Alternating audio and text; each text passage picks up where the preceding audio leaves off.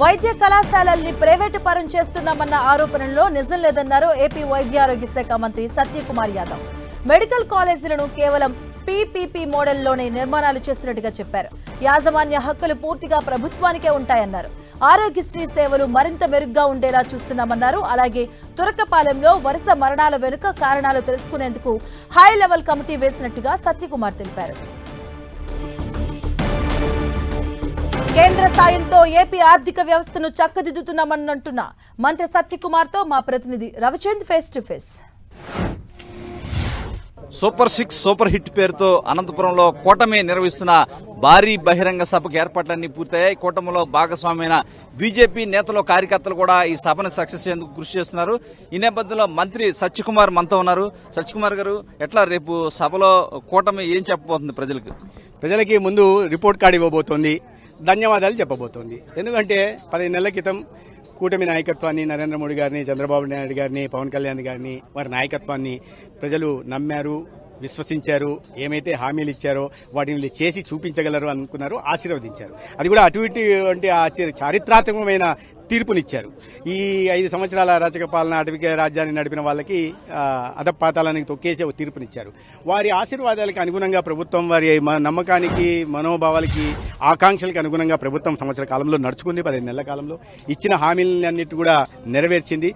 జగన్మోహన్ రెడ్డి గారు సమాధానం చెప్పాల్సింది ఏంటంటే, మేము అధికారంలోకి మ్యానిపులేట్ చేయాలి. అధికారంకి వచ్చిన దీంట్లోనే జూన్ 28వ తేదీ ఎన్ఎంసీ ఇన్స్పెక్షన్కి వచ్చింది. జూన్ 28, 24వ సంవత్సరంలో ఇన్స్పెక్షన్కి వచ్చి ఇన్ని కొరతలు చూపించింది. డెఫిషియన్సీస్, ఏది ఇన్ఫ్రాస్ట్రక్చర్ డెఫిషియన్సీస్ చూపించింది, ఫ్యాకల్టీ డెఫిషియన్సీస్ 50% చూపించింది. 48% ఫ్యాకల్టీ డెఫిషియన్సీస్ ఒక పులివెందల్లోనూ చూపించింది.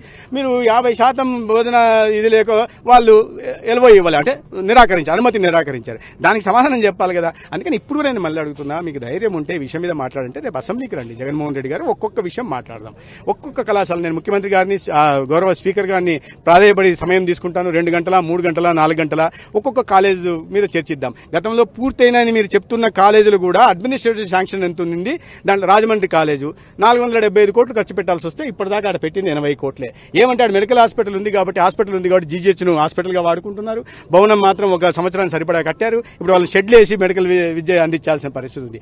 ఇట్లా నాణ్యమైన విద్య, వైద్య విద్య అనేది చాలా క్లిష్టమైన విద్య, క్లిష్టమైన ప్రొఫెషన్, పవిత్రమైన వృత్తి. దాన్ని మేము నాణ్యమైన విద్యను అందించి ఒక బాధ్యతాయుతమైన డాక్టర్లను బయటికి తీసుకురావాలి తప్పిస్తే ఏదో చూపడం కోసమో, ఆర్భాట ప్రకటనలు చేసుకోవడం కోసం, తద్వారా రాజకీయ లబ్ధి పొందడం కోసమో అరకొర భవనాలు, పునాదులు వేసేసి వైద్య కళాశాలను నిర్మించామని చెప్పుకోవడానికి మేము సిద్ధంగా లేము.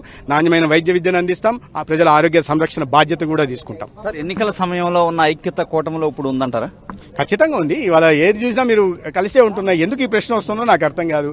అనేక సమావేశాలు జరిగాయి. ఎక్కడ చూసినా కూడా మా పార్టీ రాష్ట్ర అధ్యక్షురాలు పురంధేశ్వరి గారు ఉంటా ఉన్నారు. రేపు కూడా మా పార్టీ రాష్ట్ర అధ్యక్షుడు పివిఎన్ మాధవ్ గారు ఉంటారు. ఈ విషయంలో ఎక్కడా ఇబ్బంది లేదు. ప్రధానమంత్రి గారు 2 సార్లు విశాఖపట్నంకి వచ్చారు, అమరావతికి వచ్చి వెళ్లారు. సమైక్యతో జరుగుతూ ఉంది. అయితే ఏదైనప్పటికీ కూడా మేము 3 వేరువేరు పార్టీలు, దాంట్లో అనుమానం లేదు.